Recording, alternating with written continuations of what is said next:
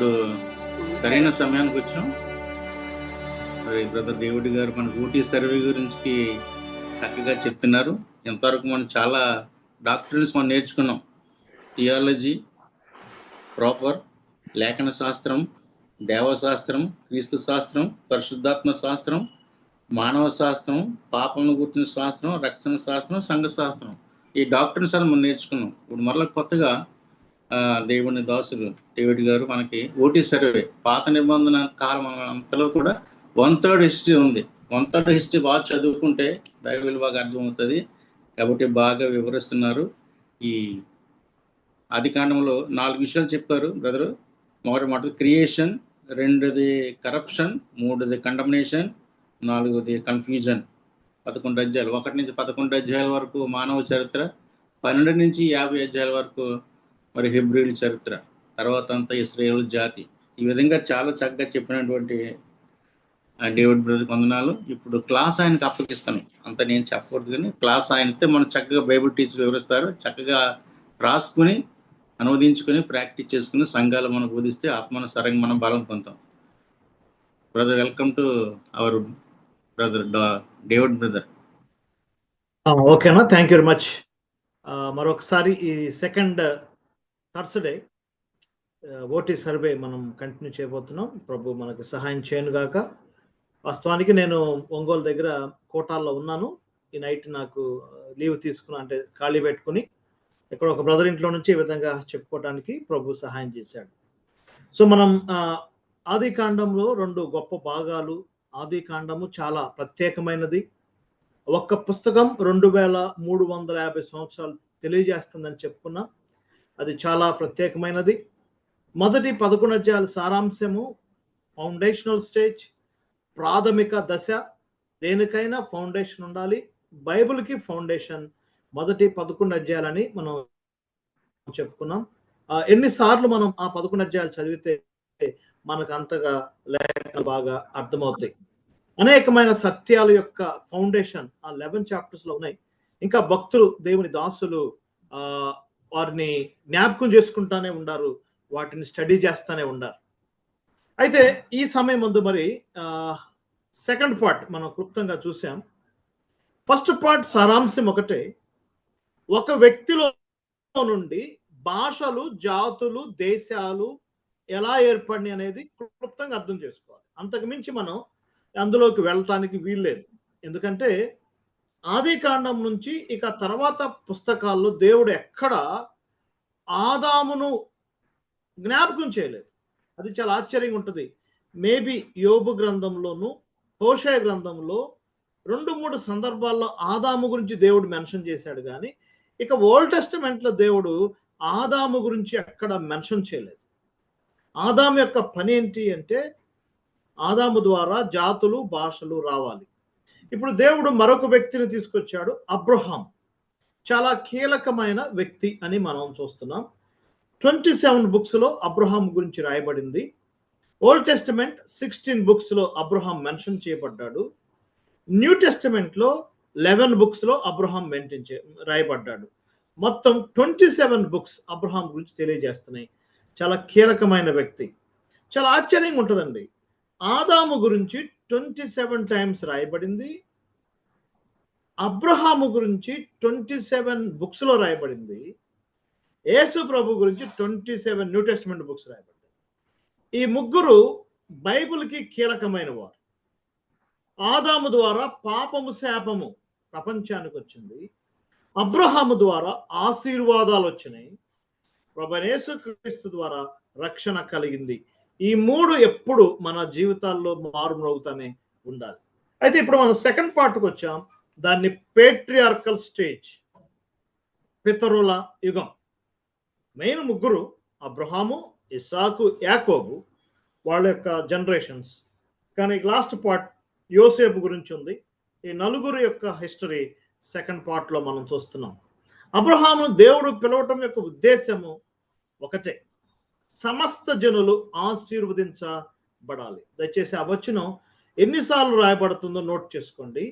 12 అధ్యాయం 3వ వచనం ఫస్ట్ మెన్షన్, నీయందు భూమి యొక్క సమస్త వంశములు ఆశీర్వదించబడతాయి. సెకండ్ టైం ఎక్కడ రాయబడింది? 18:18లో రాయబడింది, నీ యందు సమస్త జనులు ఆశీర్వదించబడతారు. థర్డ్ టైం ఎక్కడ రాయబడింది? 22:18లో రాయబడింది, నీ యందు సమస్త జనులు ఆశీర్వదించబడతారు. ముగ్గురు అబ్రహాము గారికి 3 సార్లు చెప్పాడు. నెక్స్ట్ ఇదే మాట ఇస్సాకు చెప్పబడింది. 26 అధ్యాయము 4వ వచనం. జస్ట్ వచనాలు రాసుకోండి చాలు, చూసే సమయం లేదు. ఇస్సాకి ఒకసారి చెప్పబడింది. ఇదే మాట యాకోబు గారికి చెప్పబడింది. 28 అధ్యాయము 14 వచనం. ఇక ఈ ప్రపంచంలో ఈ యొక్క ఆశీర్వాదం గురించి ఎవరికి చెప్పలేదు. అబ్రహాముకి, ఇస్సాకి, యాకోబుకి. అందుకే ఆ ముగ్గురిని పితరులు అన్నారు. అబ్రహాము దేవుడు, ఇస్సాకు దేవుడు, యాకోబు దేవుడు. ఇదే మాట 6th టైం పేతురు గారు గుర్తు చేస్తారు. అపోస్తుల కార్యం గ్రంథం 3వ అధ్యాయము 25వ వచనములో అబ్రహాము, ఇస్సాకు, యాకోబులకి వాగ్దానం చేశాడు, సమస్త జనులు ఆస్వాదించబడతారు అని. ఇదే మాట 7th టైం మెన్షన్ చేయబడింది. పౌలు గారు చెప్తున్నాడు ఇప్పుడు గలతీ పత్రిక 3వ అధ్యాయము 7-8 వచనాలు. చూచారా, ఈ ఒక్క మాట, నీ యందు భూమి యొక్క సమస్త వంశాలు ఆశ్రయించబడతాయి అనే మాట 7 టైమ్స్ బైబిల్లో రాయబడింది. 7 టైమ్స్ చెప్పబడింది అంటే చాలా ప్రాముఖ్యమని అర్థం. ఒకసారి చెప్తే ఇంపార్టెంట్, 2 సార్లు చెప్తే వెరీ ఇంపార్టెంట్, 3 టైమ్స్ చెప్తే వెరీ వెరీ ఇంపార్టెంట్, మరి 7 టైమ్స్ చెప్తే మోస్ట్ ఇంపార్టెంట్. ఇలాంటి బైబిల్లో చాలా ఉన్నాయి. 7 సార్లు రాయబడిన మాటలు చాలా ఉన్నాయి. నిన్ను వలె నీ పొరుగు అని ప్రేమించుము 7 సార్లు రాయబడింది. ఇల్లు కట్టువారు నిషేధించిన రాయి మూలకు తలరాయి 7 టైమ్స్ రాయబడింది. అదొక స్టడీ చేయండి. ఎక్కువ సార్లు ప్రస్తావించబడి అనేది చాలా ప్రాముఖ్యమైనది. ఏ విధంగా దేవుడు సమస్త జనులను ఆశీర్వదించాలి. మన దేవుని యొక్క ప్లాన్ ఒక ప్రాంతానికి, ఒక రీజియన్కి, ఒక రేస్కి సంబంధించింది కాదు, సమస్త జనులకు సంబంధించింది. All the nations of the earth. అది వెంటనే జరగకపోవచ్చు, దానికి టైం తీసుకురావచ్చు, కానీ అల్టిమేట్గా దాని ఫ్రూట్స్ ఆల్ ట్రైబ్స్, సమస్త జనులు ఆస్వాదించాలి. దీన్ని ఎలా దేవుడు నెరవేర్చాడు? దేవుడు దీన్ని సింపుల్గా 4 వేస్లో తీసుకొచ్చాడు. నెంబర్ 1, ఒక వ్యక్తిని ఎన్నుకున్నాడు, అబ్రహాం. ఆ వ్యక్తి ద్వారా కుటుంబాలు కట్టాడు. Number 2, story of families. Number 3, ఆ కుటుంబాలని ఒక చోట చేర్చి జాతిగా నిర్మించాడు, నేషన్. నెంబర్ 4, వారికి ఒక దేశం ఇచ్చాడు. నెంబర్ 5, ఆ దేశంలో రక్షకుడు జన్మించి చనిపోయి తిరిగి లేచాడు. తద్వారా ప్రపంచానికి ఆశీర్వాదాలు వచ్చినాయి. మళ్ళీ రిపీట్ చేస్తాను. ఒక వ్యక్తిని ఎన్నుకున్నాడు అబ్రహాం, వ్యక్తి ద్వారా కుటుంబాలు కట్టాడు. ఆదికాండం 12 నుంచి 50 వరకు కుటుంబాల చరిత్ర. నిర్గమాకాండం నుంచి ద్వితీయోపదేశ కాండం వరకు జాతి చరిత్ర. యెహోషువ నుంచి మలాకి వరకు దేశ చరిత్ర. సువార్తలు, రక్షకుని చరిత్ర. సూక్ష్మంగా ఓల్డ్ టెస్టమెంట్ ఈ 4 థీమ్స్ మీద ఆధారపడినాయి. సో చూద్దాం ఇప్పుడు ఆదికాండం 15 అధ్యాయంలో. కానీ దేవుని యొక్క ప్లాన్ చూడండి ఎంత ఆశ్చర్యమైనది. ఒక బలహీనమైన ఘటాన్ని ఎంచుకున్నాడు అబ్రహాం. వీక్ వెసల్, బలహీనమైన ఘటం ఎంచుకొని బలమైన దేశాన్ని నిర్మించాడు. ఈనాడు ఇజ్రాయెల్ నేషన్ ఎలాంటిదో ప్రపంచం చూసి ఆశ్చర్యపోతుంది. Week vessel. ఇంకొక సందర్భంలో ఉంటుంది, యెషయా గ్రంథం 51 అనుకుంటా, అబ్రహాము ఒంటరిగా ఉన్నప్పుడు పిలిచాను. సింగిల్ మ్యానే కానీ స్ట్రాంగ్ నేషన్ దేవుడు బిల్డ్ చేశాడు. That is the power of our God. అబ్రహామును పిలిచాడు. ఆ సందర్భంలో 15 అధ్యాయం దయచేసి ఒకటి చూడండి, చాలా కీలకమైన అధ్యాయం. 15 అధ్యాయంలో దేవుడు అబ్రహాముకి మరలా 7 సంగతులు చెప్పాడు. ఈ మాటలు కొంచెం గమనించాలి. 12 అధ్యాయంలో 7 వాగ్దానాలు చేశాడు. ఇప్పుడు 15 అధ్యాయంలో అబ్రహాముకి 7 సంగతులు చెప్తున్నాడు. ఆ యొక్క సంగతుల యొక్క సారాంశం ఏంటి అంటే, నీ జాతి వారు ఒక చోటకి వెళ్తారు, అక్కడ కష్టాలు పడతారు, నేను వారిని మరలా తీసుకుని వస్తాను అనేది చాలా కీలకమైన కావెనెంట్. అబ్రహాంతో దేవుడు చేసిన కావెనెంట్ చాలా కీలకమైనది. ఈ నిబంధన దశల వారీగా చేసుకుంటూ వచ్చాడు. 15 అధ్యాయంలో నిబంధన చేశాడు, 22 అధ్యాయంలో నిబంధన చేశాడు, 17 అధ్యాయంలో నిబంధన చేశాడు. 3 రకాలుగా 3 ఫేజెస్, లేకపోతే 12 అధ్యాయము, 15 అధ్యాయము, 22 అధ్యాయం. ల్యాండ్ అనేది చాలా కీలకమైనది. సో ల్యాండ్, ఈనాడు ఇజ్రాయెల్ ప్రజలు ఆ దేశం వెళ్తున్నారంటే కారణం అబ్రహాంతో దేవుడు చేసిన నిబంధన. సో 15 అధ్యాయంలో ఏం రాయబడింది అంటే, ఒక చోటకి వెళ్తారు, అక్కడ కష్టాలు పడతారు అనేది మనం మనసులో పెట్టుకోవాలి. ఇప్పుడు అబ్రహాము, ఇస్సాకు యాకోబుకు యోసేపు. ఒక మంచి వాక్యం చూద్దాం. దయచేసి ఎవరైనా సోదరులు ఒక వాక్యం చదవండి. 105వ కీర్తన 17 వచనం. 105వ కీర్తన 17 వచనం. 105:17. కొన్ని వచనాలు మనం తప్పనిసరిగా చూడాలి. రాజబాబు గారు ఎవరైనా చదవండి, లేకపోతే ఎవరైనా. 105:15 అండి. 17. ఆయన ఎవరినైనా వారికి హింస చేయలేదు, ఆయన వారి కొరకు రాజులను గద్దించెను, దేశం మీదకి ఆయన కరువు రప్పించెను, జీవనాధారమైన ధాన్యం అంతా కొట్టివేశను. 105:17 వారికంటే ముందుగా ఆయన ఒకరిని పంపెను. ఒకని ముందుగా పంపెను. ఎవరు? యోసేపు.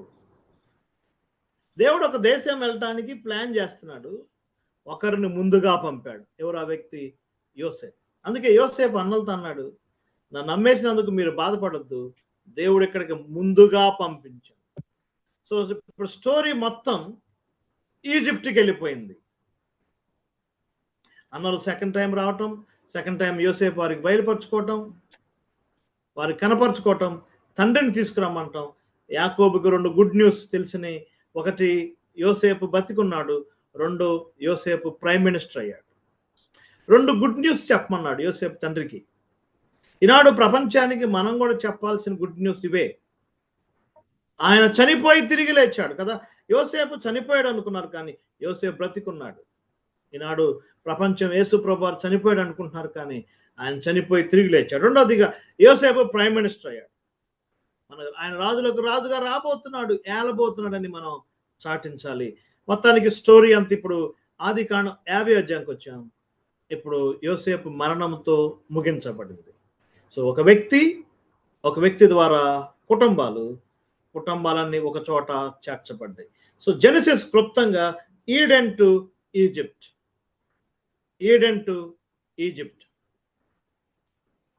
Adam life to Joseph death. ఆదాము జీవముతో ఆరంభమైంది, యోసేపు మరణంతో ముగించబడింది. ఎంత ఆశ్చర్యం! జెనసిస్ లైఫ్తో స్టార్ట్ అవుతుంది, కానీ డెత్తో ముగించబడుతుంది. అంతేకాదు, జెనసిస్ స్టార్టింగ్లో అన్నదమ్ములిద్దరు తమ్ముడు మీద అన్నపడి చంపేస్తాడు, కానీ ఆదికాండం 50 అధ్యాయం చూడండి, తమ్ముడు అన్నల మీద పడి ఏడుస్తాడు. పగ ప్రేమతో ముగించబడింది. ఇప్పుడు మనం థర్డ్ పార్ట్కి వచ్చాం. సో ఫస్ట్ పార్ట్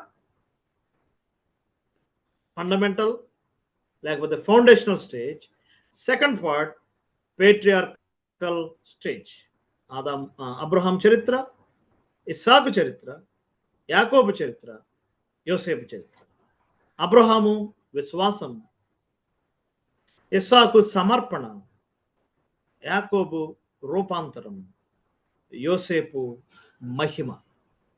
ఆది కాండంలో ఉన్న ఈ 7 great personalities, Abel, Enoch, Noah, Abraham, Isaac, యాకబ్, జోసెఫ్, 7 పర్సనాలిటీస్ ప్రత్యేకమైన పర్సనాలిటీస్.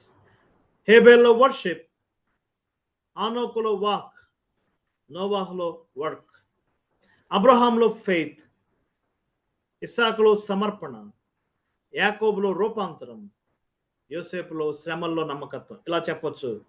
ఆరాధిస్తే హేబెల్ లాగా ఆరాధించాలి, నడిస్తే హానోకు లాగా నడవాలి, పని చేస్తే నోవాహులాగా పని చేయాలి, విశ్వాసం ఉంచితే అబ్రహాం లాగా విశ్వాసం ఉంచాలి, సమర్పించుకుంటే ఇస్సాకు లాగా సమర్పించుకోవాలి, మారితే యాకోబు లాగా మారాలి, శ్రమల్లో నమ్మకం ఉంటే యోసేపు లాగా. Second part. ఇప్పుడు థర్డ్ పార్ట్కి వచ్చాం, నిర్గమనము, ఎక్సోడస్ స్టేజ్. 3వ దశ నిర్గమనమ దశ. ఇది థర్డ్ స్టేజ్.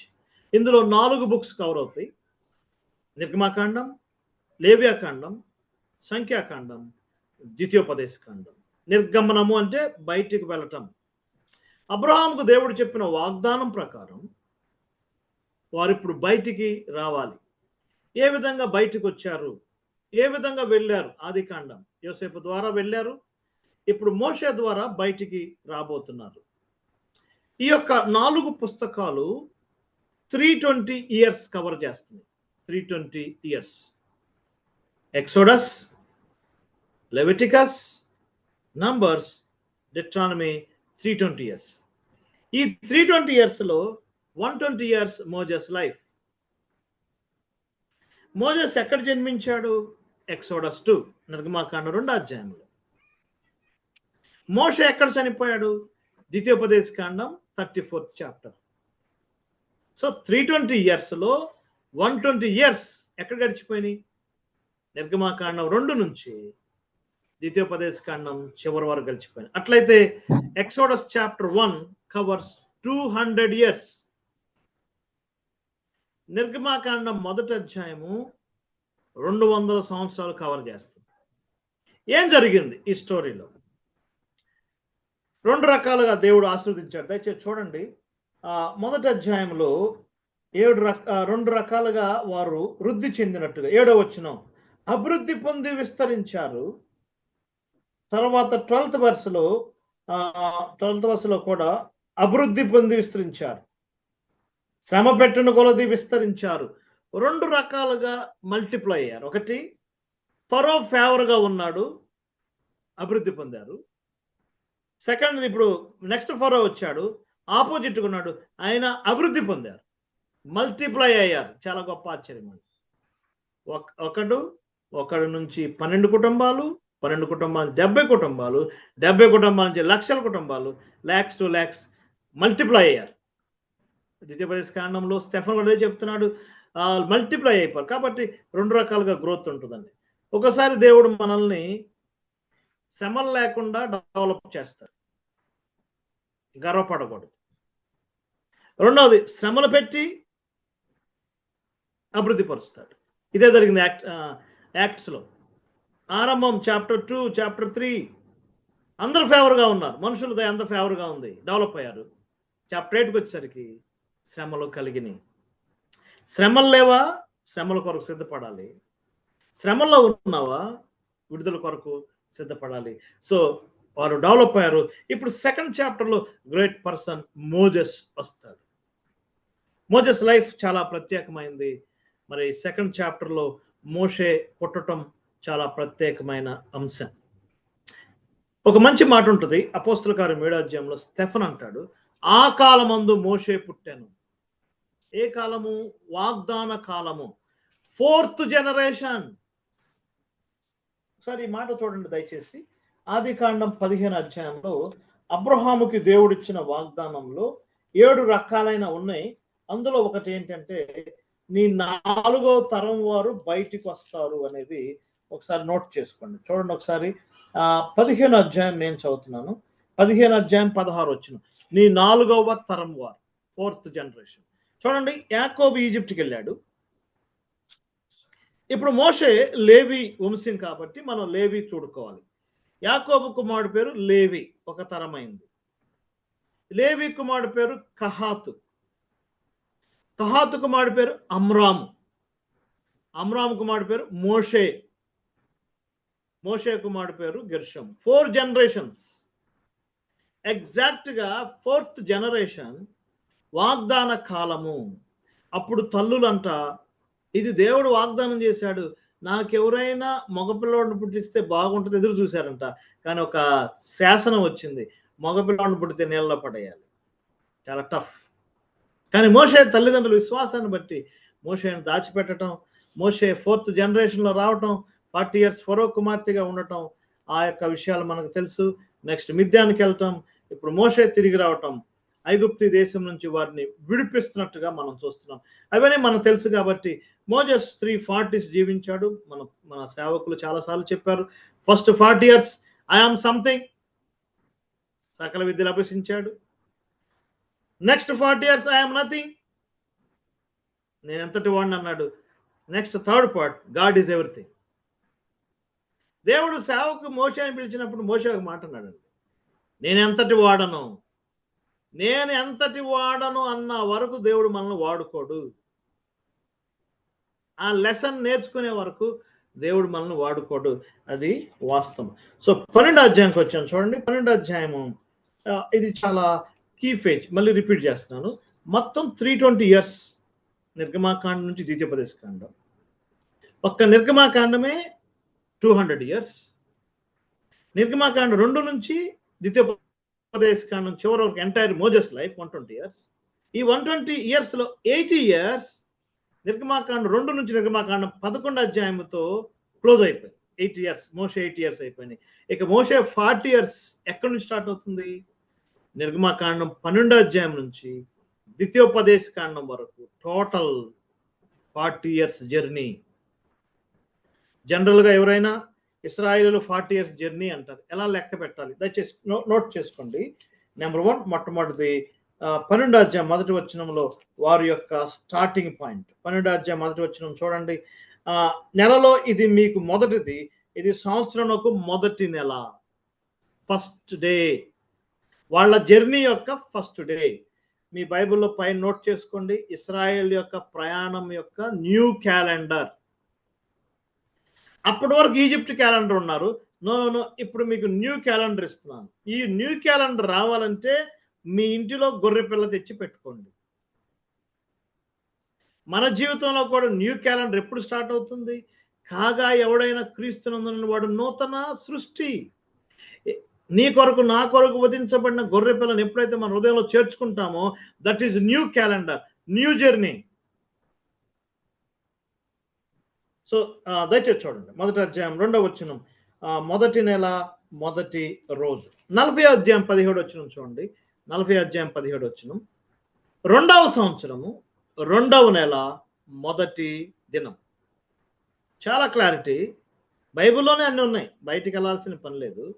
వాళ్ళ 40 years లో ఫస్ట్ ఇయర్ ఎక్కడ గడిచిపోయింది అంటే నిర్గమాకాండం మొదటి అధ్యాయం నుండి నిర్గమాకాండం 12వ అధ్యాయం నుండి నిర్గమాకాండం 40వ అధ్యాయం వరకు వాళ్ళ 40 years లో ఫస్ట్ ఇయర్ గడిచింది. ఈ ఫస్ట్ ఇయర్లో ఏం జరిగింది? సినాయి పర్వతం దగ్గరికి వెళ్ళారు. మోషే 1 year అక్కడ పెట్టాడు. వాళ్ళకు ఒక పెద్ద కోర్సు పెట్టాడు. సినాయి బైబుల్ స్కూల్ అని ఏర్పాటు చేశాడు. దాంట్లో డిఫరెంట్ కోర్సెస్ ఉన్నాయి. ఆజ్ఞలు ఇచ్చాడు, స్టాట్యూట్స్, శాంక్చురీ ఇచ్చాడు, సీజన్స్, పండగల గురించి చెప్పాడు. ఇవన్నీ ఇశ్రాయేలు ప్రజలకు సంబంధించినవి. ఈ ఆజ్ఞలు కానీ, పండగలు కానీ, బలులు కానీ ఎంటైర్లీ ఇజ్రాయేల్ ప్రజలకు సంబంధించినవి. దేవుడు యాకోబు సంతానానికి ఇచ్చాడు. చాలా మంది ఏమంటారంటే అందరికి ఇచ్చాడు కానీ లోతులో ఆదాము సంతానానికి ఇచ్చానంటే ప్రపంచం అంతటికి ఇచ్చినట్టే. కానీ దేవుడు యాకోబు సంతానానికి ఇచ్చాడు. వారు ఏ విధంగా ఆ దేశం వెళ్ళిన తర్వాత ఎలా దేవుని ఆరాధించాలనే అనేక అంశాలు ఉంటాయి. అవి అర్థం కాకపోయినా కంగారు పడాల్సిన పని లేదు. ఇప్పుడు లేవియాకాండంకి వచ్చాం కదా. లేవియాకాండము లేవీల మార్గదర్శి, ప్రీస్ట్ మాన్యువల్. లేవీలు ఏం చేయాలి? దీని వయసు 1 month. 1 నెలలో మోషే గారు మొత్తం రాసేశాడు, కావాల్సినవి చేసేసాడు. ఇక సంఖ్యాకాండము 38 years హిస్టరీ, 38 సంవత్సరాల హిస్టరీ సంఖ్యాకాండం.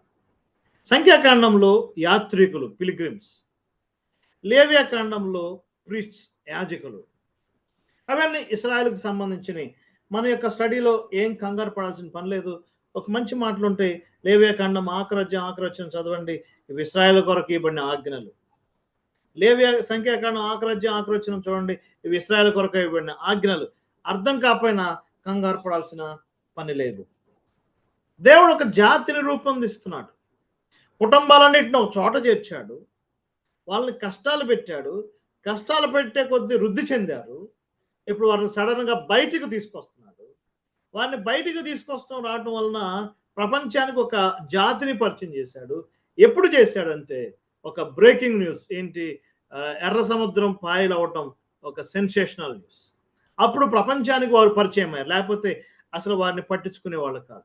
దేవుడు ఏం చేసినా ఒక గొప్ప కార్యం కొరకు చేస్తాడు. ఇప్పుడు ద్వితీయోపదేశ కాండంకి వచ్చాం. 40 years జర్నీ ముగింపుకి వచ్చింది. మోషే బోర్డర్ వరకు తీసుకొచ్చాడు. ఈజిప్ట్ బోర్డర్ నుంచి కానాను బోర్డర్ తీసుకొచ్చాడు.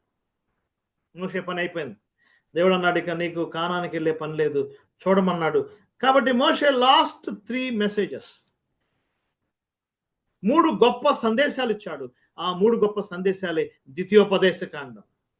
మొదటి 4 అధ్యాయాలు మొదటి సందేశం, ఫస్ట్ సెర్మన్. 5వ అధ్యాయం నుండి 28వ అధ్యాయం వరకు రెండవ సందేశం. 29, 30 మూడవ సందేశం, ద్వితీయోపదేశం. సెకండ్ టైం రీట్రేట్ చేశాడు. మళ్ళీ రిపీట్ చేస్తాను. అతను లాస్ట్ బర్త్డే దగ్గరకు వచ్చింది, లాస్ట్ ఇయర్, లాస్ట్ మంత్ దేవుని సన్నిధికి వెళ్ళబోయే టైంలో మోషే రిస్క్ తీసుకుని ఒక కొండెక్కి న్యూ జనరేషన్కి తన హృదయాన్ని పంచుకున్నాడు. వారు ముందుకు వెళ్ళాలి, దేవుని వైపు వెళ్ళాలి, వారు ఈజిప్ట్ వెళ్ళకూడదు, వారు యోర్దాను దాటాలని వాళ్ళని ప్రోత్సహిస్తూ ఇచ్చిన సిరీసే ద్వితీయోపదేశ కాండం.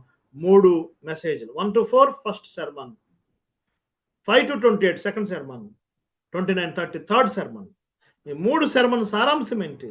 మొదటి సందేశం మీ గతాన్ని తెలుసుకోండి, రెండవ సందేశం మీ ప్రస్తుతాన్ని తెలుసుకోండి, మూడవ సందేశం మీ ఫ్యూచర్ తెలుసుకోండి. Ever past, ever present, ever future. ఇక పాట రాసుకున్నాడు, పాట పాడాడు, వాళ్ళని బ్లెస్ చేశాడు. మోజెస్ లైఫ్ ఎండ్ అయిపోయింది. ఈ మొత్తం ఎక్సోడస్ స్టేజ్, నిర్గమనమ దశ 320 years కవర్ అవుతుంది. ఇది థర్డ్ స్టేజ్. ఈజిప్ట్ నుంచి కానాను బోర్డర్కి వచ్చారు. ఆ ప్రయాణం అంతా ఏం జరిగిందనేది మీరు నోట్ చేసుకోవచ్చు. ఇక ఫోర్త్ స్టేజ్, ఒకే ఒక పుస్తకం ఉంటుంది. దీన్ని కాన్క్వెస్ట్ స్టేజ్, విజయ దశ. ఇది 4వ దశ. ఇందులో ఒకే ఒక పుస్తకం ఉంటుంది, అది యెహోషువ గ్రంథం. Conquest stage.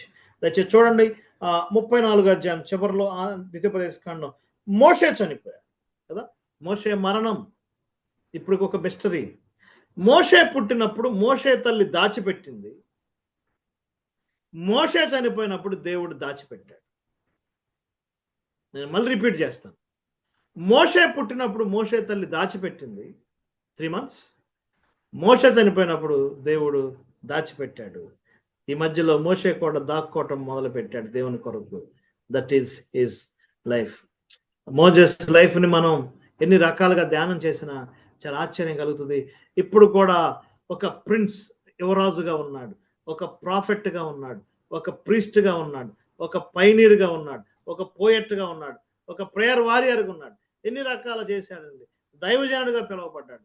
మోజెస్ లైఫ్ ఇప్పుడు కూడా చాలా ఆశ్చర్యంగా ఉంటుంది. మోజెస్ యొక్క డెసిషన్ ఇశ్రాయేల్ జాతిని ప్రభావితం చేసింది, ఇంటర్నేషనల్గా ప్రభావితం చేసింది, టోటల్ వరల్డ్ని ప్రభావితం చేసింది.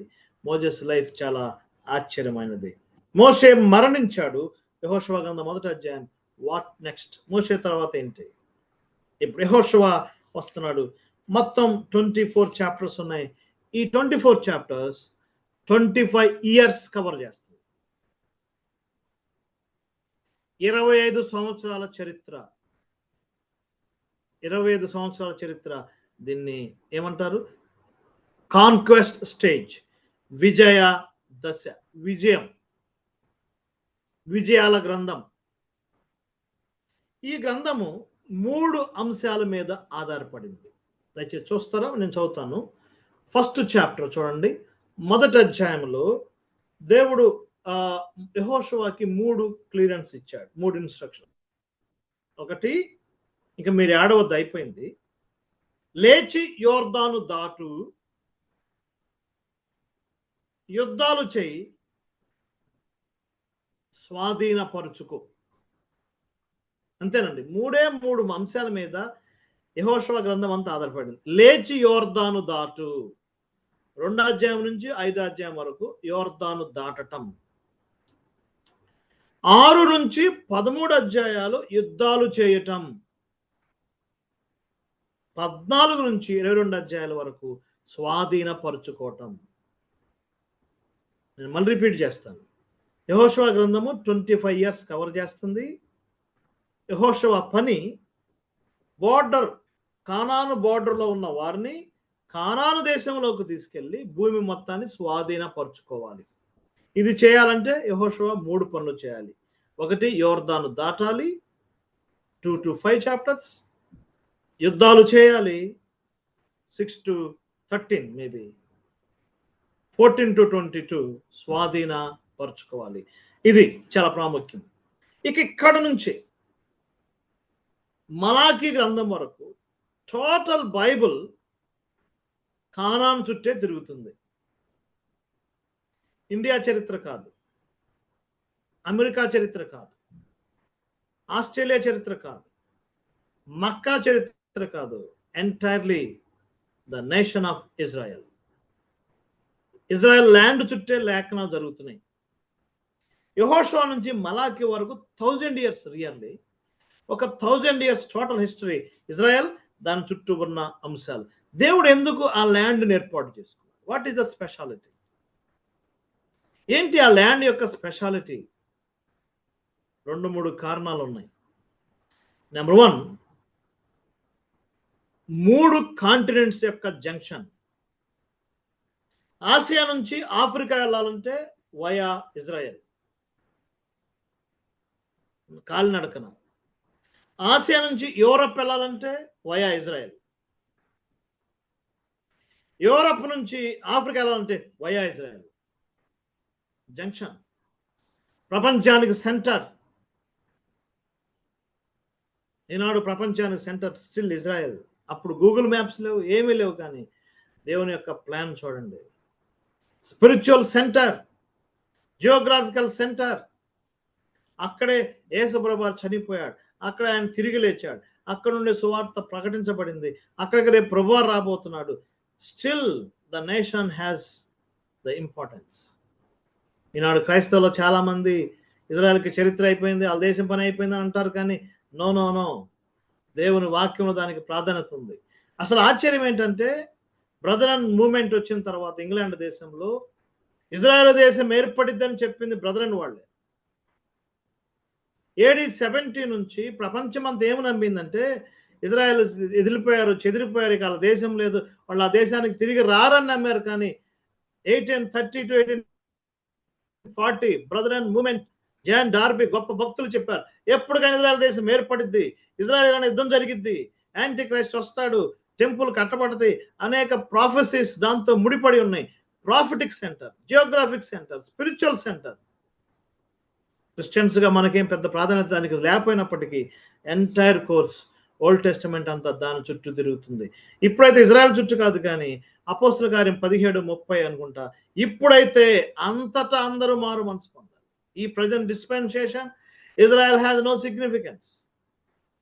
వైజాగ్, తెనాలి, హైదరాబాద్, అలస్కా, ఆస్ట్రేలియా అంతటా అందరూ మారు మనసు పొందాలి.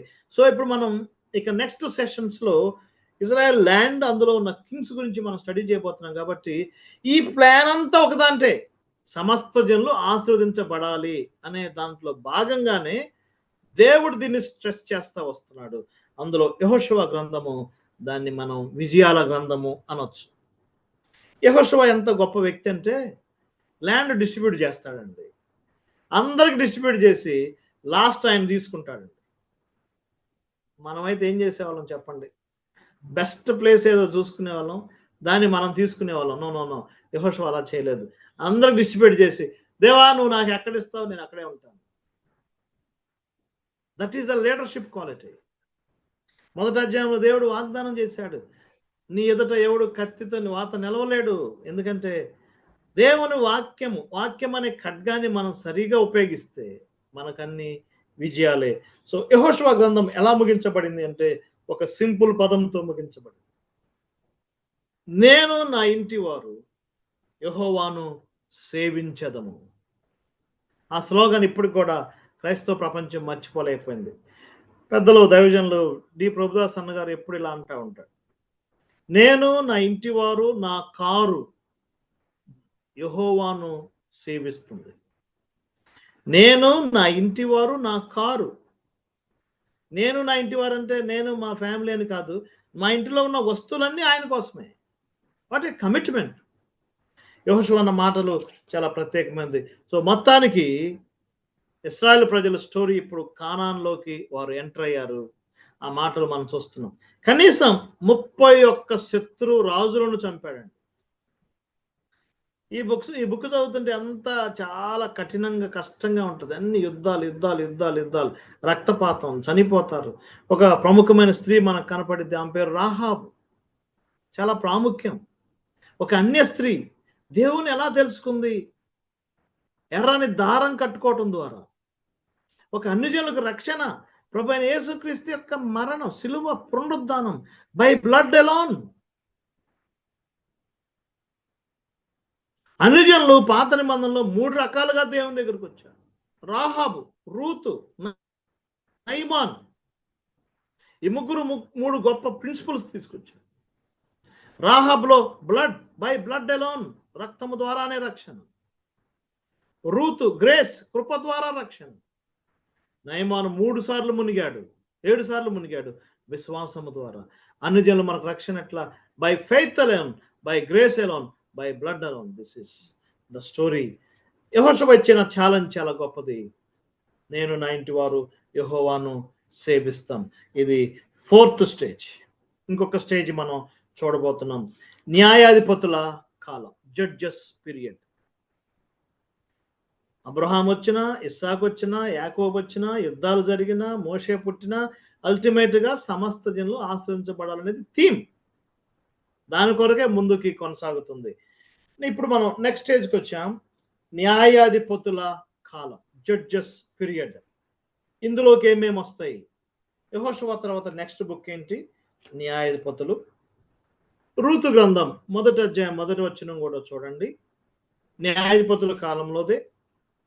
సమూయేలు 1వ గ్రంథము 8వ అధ్యాయం వరకు ఈ టోటల్ పీరియడ్ న్యాయాధిపతుల కాలం. ఇది 5th స్టేజ్. మళ్ళీ రిపీట్ చేస్తున్నా.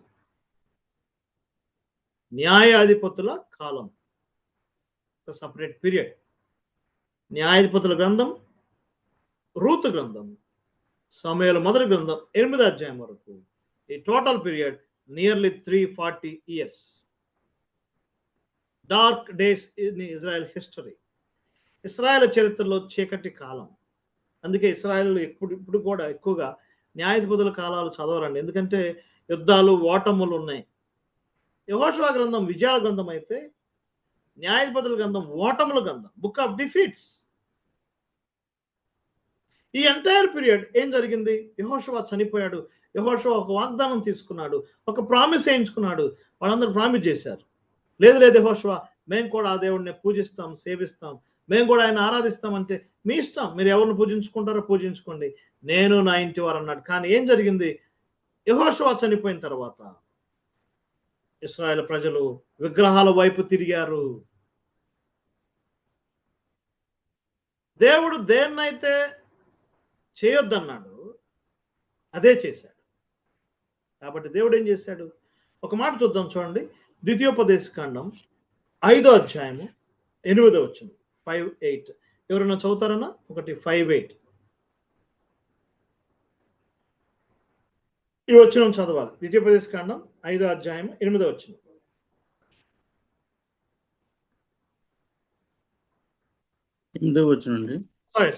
సారీ అండి. పైనున్న ఆకాశం న్యాయాధిపతులు ఉంది కానీ కాదు న్యాయ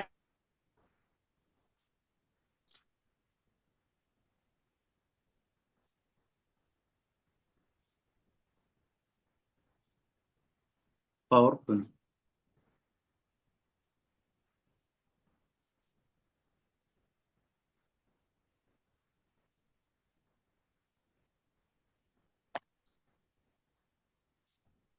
brother power పోయినట్టున్నది.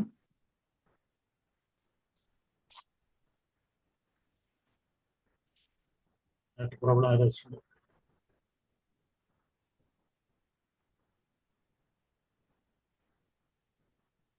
Disc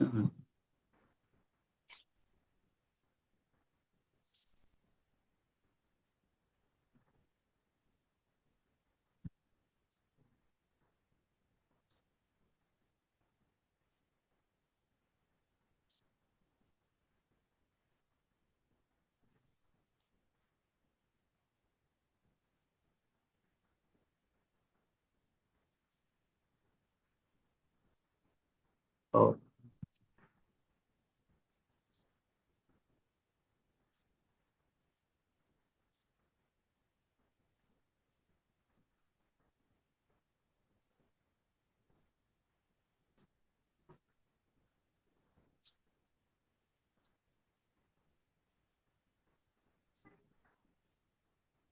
net disturbance అయినట్టుంది.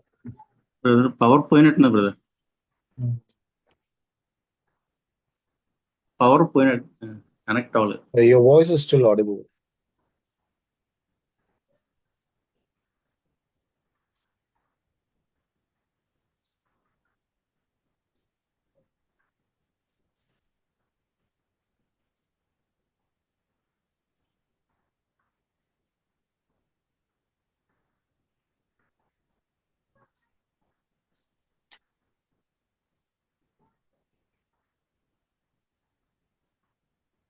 బ్రదర్ పవర్ లేదు, డిస్కనెక్ట్ అయ్యి.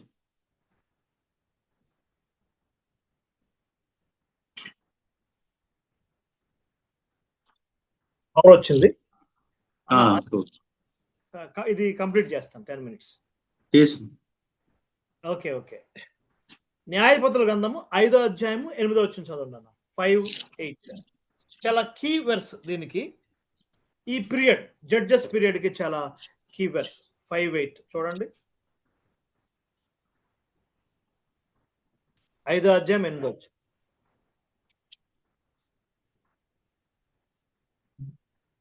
అది మీ బైబిల్లో నోట్. ఇశ్రాయేలీలు క్రొత్త దేవతలను కోరుకొనగా యుద్ధము ద్వారముల యొద్దకు వచ్చెను. అది చాలండి. క్రొత్త దేవతలు 40,000 మందికి చాలండి, సరిపోతుంది. కోరుకొనగా క్రొత్త దేవతలు కోరుకున్నారు. యెహోషువ ఏమన్నాడు? మీరు ఆయన్నే సేవించండి, మీరు ఎవరిని సేవించొద్దు అంటే, మేము ఏ దేవతలను సేవించం, యెహోవాను సేవిస్తామన్నారు. కానీ ఆయన చనిపోయిన తర్వాత ఏం జరిగింది? క్రొత్త దేవతలు కోరుకున్నారు. యెహోషువ యొక్క న్యాయాధిపతుల గ్రంథాన్ని 2 మాటలతో మనం కన్క్లూడ్ చేయొచ్చు. ఒకటి, ప్రార్థనతో ఆరంభమైంది. స్టార్టింగ్ ప్రార్థనతో ఆరంభమైంది. ప్రేయర్తో. ఎలా ముగించబడింది? డ్యాన్స్తో ముగించబడింది. న్యాయాధిపతుల గ్రంథం ఆఖరి అధ్యాయం మీరు ఇంటికి వెళ్ళి నాకు చదవండి, నైట్ చదవండి. నాట్యముతో ముగించబడింది. ప్రేయర్తో స్టార్ట్ అయింది, నాట్యముతో ముగించబడింది. స్పిరిచువల్ గా స్టార్ట్ అయింది, కార్నల్ గా ముగించబడింది. అంతేకాదు న్యాయాధిపతుల గ్రంథము యూనిటీతో స్టార్ట్ అయింది. అందరూ కలిసి యుద్ధానికి వెళ్ళారు. న్యాయాధిపతుల గ్రంథం చివరికి వచ్చేసరికి వీళ్ళే కొట్టుకున్నారు. This is the today's church Christianity. అపోస్తలుల 2వ అధ్యాయంలో ఏక మనసు. మరి ఇప్పుడు ఎన్ని డినామినేషన్లు, ఎన్ని రకాల పేలికలు చిలికలు అయిపోయింది. ఆరంభం ఎలా ఉంది? స్పిరిచువల్ గా ఉంది. ముగింపు అలాగుంది. మొత్తం 14 మంది న్యాయాధిపతులు ఉన్నారు. 14. సో పర్సనల్ రీడింగ్ లో మొదటి judge, second judge, third judge, fourth judge చక్కగా నేమ్స్ ఉంటాయి. వాళ్ళ పేర్లు రాసుకోండి. ఫస్ట్ ఆయన పేరు ఒత్నియేలు, చివరి ఆయన పేరు సమూయేలు. ఎన్ని సంవత్సరాలు ఉన్నాడు అవన్నీ కౌంట్ చేసుకుంటే నియర్లీ 340 years వస్తుంది. దీన్ని ఎలా కన్క్లూడ్ చేయొచ్చు? ఈ న్యాయాధిపతుల కాలం మనకి ఎలా అర్థమవుతుంది? ఇప్పుడు వైజాగ్ పట్టణాన్ని తీసుకుందాం. ఒక సైడు విజయనగరం ఉంది, ఒక సైడు కాకినాడ ఉంది. విశాఖపట్నంలో కాకినాడ రూట్ లో వాళ్ళు తప్పు చేసినప్పుడు వారిని కాకినాడ వాళ్ళకి అప్పగించాడు. వైజాగ్ లో విజయనగరం సైడ్ వాళ్ళు తప్పు చేసినప్పుడు వారిని విజయనగరంకి అప్పగించాడు. అదేవిధంగా యెహోషువ ఇచ్చిన ఈ 12 ట్రైబ్స్ యొక్క ల్యాండ్స్ చుట్టూ 7 శత్రు దేశాలు ఉన్నాయి. 7 ఎనిమీస్ ఉన్నారు. ఒక్కొక్క ఎనిమికి ఒక్కొక్క అవకాశం ఇచ్చాడు. ఒక్కొక్క ఎనిమికి ఒక్కొక్క అవకాశం. ఎలా అవకాశం ఇచ్చాడు? ఒకసారి ఫిలిస్తీన్లకు అవకాశం ఇచ్చాడు, ఒకసారి అమ్మోనీలకు అవకాశం ఇచ్చాడు, ఒక్కోసారి మొయాబీలకు అవకాశం ఇచ్చాడు, ఒకసారి మిద్యాన్లకు అవకాశం ఇచ్చాడు. ఎందుకు ఇచ్చాడు? తప్పు చేశారు, వేరే దేవతలను తీసుకొచ్చారు. వారు వేరే దేవతలను తీసుకొచ్చినప్పుడు దేవుడు వారిని శత్రువుకు అప్పగించాడు. ఆ శత్రువుల విడుదల కొరకు న్యాయాధిపతుల్ని లేపాడు. సో న్యాయాధిపతుల గ్రంథాన్ని 4 రకాలుగా చెప్పొచ్చు. ఈ ఒక్క మాట నోట్ చేసుకోండి. మొట్టమొదటిది సిన్, పాపము చేయటం. 2 సఫరింగ్, శిక్ష అనుభవించటం. 3 సప్లికేషన్, పశ్చాత్తాపడటం. 4 సాల్వేషన్, రక్షణ కలగటం. మళ్ళీ రిపీట్ చేస్తాను. సిన్, పాపం చేయటం. సఫరింగ్, శిక్ష అనుభవించటం. కొన్ని ఇయర్స్ తర్వాత సప్లికేషన్, పశ్చాత్తాపడటం. 4వదిగా సాల్వేషన్. ఇట్లా 7 సార్లు జరిగింది. 7 టైమ్స్ సైకిల్. ఇంకో రకంగా చెప్పొచ్చు, రెబలియన్, తిరుగుబాటు. రియూన్, నాశనం. రిపెంటెన్స్, పశ్చాత్తాపం. రెస్టోరేషన్. ఇది మీకు మెటీరియల్ కూడా లాస్ట్ క్లాస్ అయిన తర్వాత మెటీరియల్ కూడా అంకుల్ గారికి ఇస్తాము. Rebellion, ruin, repentance, restoration. ఈ టోటల్ సైకిల్ మీదే న్యాయాధిపతులు ఉంది. 105, 106 కీర్తనల సారాంశము ఈ టోటల్ న్యాయాధిపతుల మీద. ఈ యొక్క సైకిల్ మన జీవితంలో కూడా జరుగుతుందండి. కొన్నిసార్లు దేవుని తిరుగుబాటు చేస్తాం, సైలెంట్ అయిపోతాం. దేవుడు ఏదో ఒక శిక్ష పంపిస్తాడు. చాలా లేటుగా ప్రభా తప్పు అయిపోయిందని తెలుసుకొని ప్రార్థన చేస్తాం. మరలా మనల్ని ఆయన రిస్టోర్ చేస్తాడు. మళ్ళీ కొన్ని రోజుల తర్వాత మళ్ళీ ఏదో ఒక బలహీనత.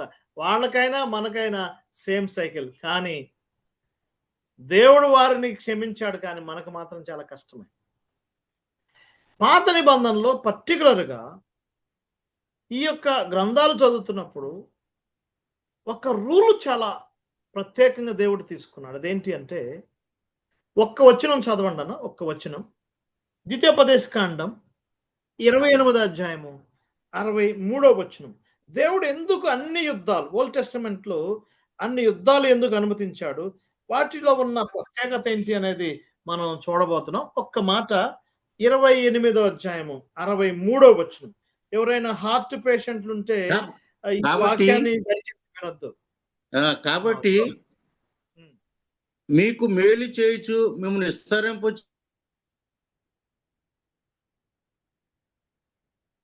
ఇది వెళ్ళిపోయింది దాంట్లోకి. సరే అన్నది దాంట్లోకి వెళ్ళిపోయింది. నేనే చదువుతున్నాను. నా మాట వింటే మిమ్మల్ని ఆశీర్వదిస్తా, సంతోషం. నా మాట వినకపోతే మిమ్మల్ని శిక్షిస్తా, సంహరిస్తా, అది కూడా సంతోషం. ముద్దులు మీకే, గుద్దులు కూడా మీకే. ఈ రూల్ ఈ ప్రపంచంలో ఏ జాతికి దేవుడు పెట్టలేదు, ఇజ్రాయెల్కే పెట్టాడు. ఆమోసు గ్రంథం 3వ అధ్యాయము 1-2 వచనాల్లో ఇదే మాట ఉంటుంది. భూమి మీద ఉన్న సకల వంశములలో మిమ్మును మాత్రమే నేను ఎరిగి ఉన్నాను, కాబట్టి మీరు చేసిన దోషాలను బట్టి మిమ్మల్నే శిక్షిస్తాను. ఈ ప్రపంచంలో ఎక్కువగా ఆస్వాదించబడిన వారు ఇశ్రాయేలీయులు, ఎక్కువగా శిక్షించబడిన వారు ఇశ్రాయేలీయులు. ఈ రోజు కూడా ఈ 2026 జూన్లో కూడా మిసైల్స్ దాడులు జరుగుతున్నాయి. టెల్ అవీవ్ పట్టణం రక్తసిక్తం అవుతుంది. స్టిల్ ఇజ్రాయెల్ ప్రజలు ప్రపంచవ్యాప్తంగా ద్వేషించబడుతున్నారు, దూషించబడుతున్నారు, శిక్ష పొందుతున్నారు. కారణం ఏంటి అంటే, మోషే ద్వారా ఇచ్చిన వాగ్దానం అది. వారు ప్రభు వైపు తిరిగేంత వరకు వారికి శిక్ష తప్పదు, యుద్ధాలు తప్పదు. అందుకే న్యాయపతుల గ్రంథం అంతా డిసిప్లిన్, క్రమశిక్షణ చేశాడు. ఆ యొక్క వారిని శత్రువును పంపించాడు, నాశనం చేసేవాళ్ళు, మొరపెట్టేవాళ్ళు. ఆ విధంగా కొంతమంది జడ్జెస్ వచ్చారు. ఈ మొత్తం పీరియడ్ జడ్జెస్ అంటారు. లాస్ట్ జడ్జ్ శామ్యూయల్, చాలా ప్రత్యేకమైన వ్యక్తి. సమూయేలు తల్లి గొప్ప ప్రార్థనా పరురాలు. ప్రార్థన ద్వారా సమూయేలుని కనటం చాలా ఆశ్చర్యం. 99వ కీర్తన 6వ వచనంలో ఒక మాట ఉంటుంది.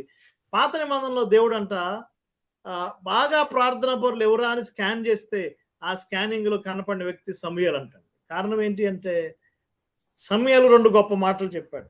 మీ నిమిత్తం ప్రార్థన చేయకపోతే నేను పాపం చేసిన వాడిని అవుతానన్న ఏకైక వ్యక్తి ఆయనే. మనం జనరల్గా ఏమంటామంటే ఓకే బ్రదర్ ప్రార్థన చేస్తామంటాం, చేసినా చేయకపోయినా ఆ మాట అంటాం. కానీ సమూయేలు అన్న మాట ఏంటి? ప్రార్థన చేయకపోతే పాపం చేసిన వాడిని అవుతాను.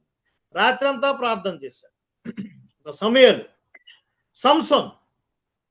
సంసోన్ ఒక న్యాయాధిపతి. భక్తులు ఆయన ఏమన్నారు? Strong before men, weak before women. Strong before men, weak before women. గిద్యోను గురించి చూడండి. Started well, ended sadly. ఒక్కొక్కరు ఒక్కొక్కటిగా మనం చూస్తాం. కాబట్టి ఈరోజు మనం 3 గ్రూపులు చూసాం, 3 రకాలుగా. ఒకటి ఎక్సోడస్ స్టేజ్, నిర్గమాకాండం నుంచి ద్వితీయోపదేశకాండం వరకు. కాన్క్వెస్ట్ స్టేజ్, విజయదశ, యెహోషువ గ్రంథం. న్యాయాధిపతుల కాలం, జడ్జెస్. మొత్తం ఇప్పటి వరకు 5 కవర్ చేశాం. ఒకసారి గుర్తు చేస్తాను. నెంబర్ 1, వాళ్ళు నోట్ చేసుకోలేని వాళ్ళు నోట్ చేసుకోండి. జెనసిస్ 1-11 ఫౌండేషనల్ స్టేజ్, 2000 ఇయర్స్ ప్రాథమిక దశ. రెండవది పితరుల యుగం, పేట్రియార్కల్ స్టేజ్, ఆది కాండం 12 నుంచి ఆది కాండం 50 వరకు 350 ఇయర్స్. మూడవది నిర్గమనమ దశ, ఎక్సోడస్ స్టేజ్. నిర్గమకాండం, లేవ్యాకాండం, సంఖ్యాకాండం, ద్వితీయోపదేశకాండం 320 ఇయర్స్. అది మూడవది. నాలుగవది విజయదశ, కాన్క్వెస్ట్ స్టేజ్, ఓన్లీ 1 బుక్, యెహోషువ గ్రంథం 25 ఇయర్స్. అండ్ ఫిఫ్త్ది జడ్జెస్ పీరియడ్, న్యాయాధిపతుల కాలం. ఇందులో న్యాయాధిపతులు, రూతు గ్రంథము, సమూయేలు మొదటి గ్రంథం 8వ అధ్యాయం వరకు 14 or 13 జడ్జెస్ 340 ఇయర్స్. నెక్స్ట్ మనం ఇంపార్టెంట్ సెషన్స్ చూడబోతున్నాం. దేవుడి వాక్యాన్ని దీవించును గాక. ఒకవేళ ఏమైనా డౌట్స్ ఉంటే ఫోన్ చేయొచ్చు, ఇబ్బంది ఏం లేదు. రాసుకోవాలంతా రాసుకోండి. తర్వాత మీకు చిన్న మెటీరియల్, దాంట్లో పెద్ద ఎక్కువ ఉండదు, కానీ ఇవి పారాఫ్రేజ్ చేసి ఉంటాయి. ఇవన్నీ థీమ్ ఒకటే, సమస్త జనులు ఆశీర్వదించబడాలి. దాని కొరకు దేవుడు స్ట్రెచ్ చేస్తూ వచ్చాడు, హిస్టరీలో ఆయన పనిచేస్తూ వచ్చాడు. అది ఎట్లా నెరవేరుతుంది అనేది మనం తర్వాత క్లాసుల్లో చూస్తాం. దేవుడి వాక్యాన్ని దీవించును గాక. మధ్యలో కొంచెం డిస్టర్బెన్స్ వచ్చింది, sorry for the disturbance. Thank you very much. Thank you brother. చాలా బాగా పెద్ద హిస్టరీ చెప్పారు. 2000 సంవత్సరాలు, 350 సంవత్సరాలు, మరి యెహోషువ కాలం, కానాను ప్రదేశం, విజయాల గ్రంథం, న్యాయాధిపతుల గ్రంథం, వారు శిక్ష అనుభవించారు, దేవుడు మళ్ళీ రిస్టోరేషన్ చేశారు. చాలా మంచి సబ్జెక్ట్ చెప్పారు. ఎంత సబ్జెక్ట్ మళ్ళీ రిపీట్ చేయాలంటే time sir. Thank you brother. వాళ్ళకి 2 వారాలు ఉన్నాయి. 2 వారాల్లో కూడా పాత నిబంధన సర్వే మనం నేర్చుకుంటాం. అవసరమైతే మీరు మాకు మంచి మెటీరియల్ ఇస్తే చాలా మంచిదని ఆశిస్తున్నాం. Thank you brother.